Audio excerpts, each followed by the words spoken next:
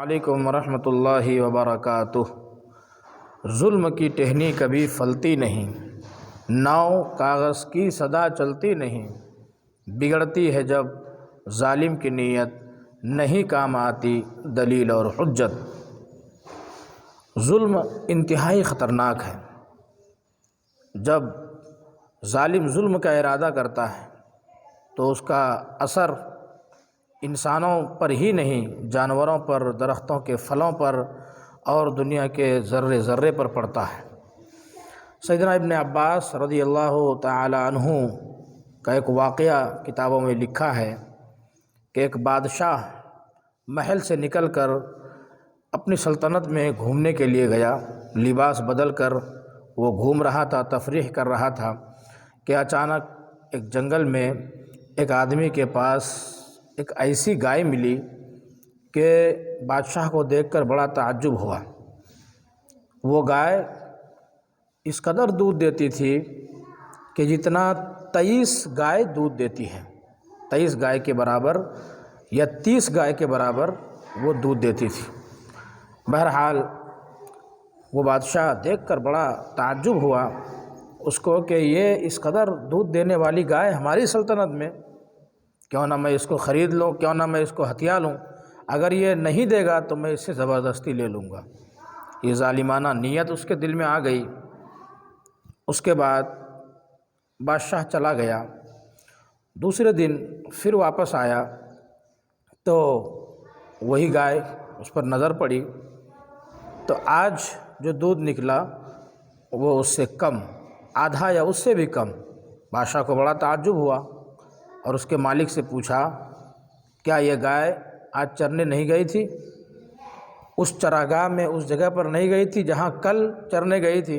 اس کے مالک نے کہا ہاں وہیں گئی تھی چرنے، تو پھر دودھ آدھا یا اس سے بھی کم کیسے ہو گیا؟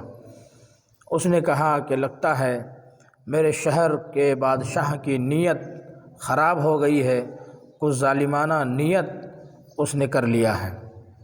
بہرحال یہ کہنا تھا کہ بادشاہ تو لباس بدل کر تھا لیکن اندر اندر سے وہ پشیمان ہوا، شرمندہ ہوا، توبہ کرنے لگا، اے اللہ میں اب اس کو نہیں خریدوں گا، جو ظالمانہ نیت میں نے کی تھی، جو ہتھیانے کی نیت تھی میری، اب میں اس سے توبہ کر رہا ہوں۔ بہرحال اس کے بعد پھر وہاں سے چلا گیا۔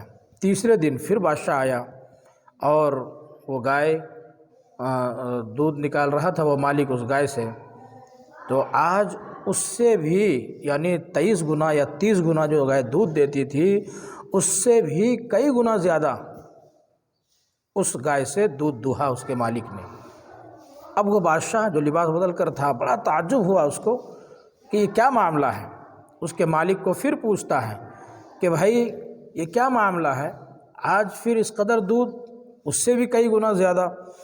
کہا لگتا ہے میرے اس شہر کے بادشاہ نے جو ظالمانہ نیت کی تھی اس نیت سے توبہ کر لیا۔ وہ بادشاہ اندر سے بڑا تعجب کرنے لگا۔ تو بہرحال یہ ظلم کا اثر ہوتا ہے، جانوروں پر، درختوں کے پھلوں پر بھی اس کا اثر پڑتا ہے۔ تو ہمیں اور آپ کو چاہیے کہ ظلم سے باز رہیں، زیادتی سے باز رہیں، ایک دوسرے پر زیادتی نہ ہو۔ بہترین ایمان والا وہ ہے جس کے ہاتھ اور پاؤں سے دوسرے مسلمان محفوظ رہیں، اس کی زبان سے دوسرے مسلمان محفوظ رہیں، اس کے جسم سے دوسرے مسلمان تکلیف سے محفوظ رہیں، ہمارے کسی عضو سے، بدن کے کسی پارٹ سے کسی کو کوئی تکلیف نہ ہو، اور ہم سب سے اچھا انسان بننے کی کوشش کریں، چاہے سامنے کوئی بھی ہو، اگر وہ انسان ہے اس کے ساتھ ہمدردی کریں، نرمی کریں، خیر خواہی کا معاملہ کریں۔ یہ ہے اصل چیز۔ تو اگر ہم اس طریقے سے زندگی گزاریں گے تو ہماری زندگیوں میں بھی سکون ہوگا، اور دوسروں کی زندگی میں اگر ہم سکون تلاش کریں گے اور اس کو سکون میں رکھنے کی کوشش کریں گے، ان کے مسائل کو حل کرنے کی کوشش کریں گے تو اوپر والا ہمارے مسائل کو حل کرے گا۔ اللہ عمل کی توفیق عطا فرمائے۔ السلام علیکم ورحمۃ اللہ وبرکاتہ۔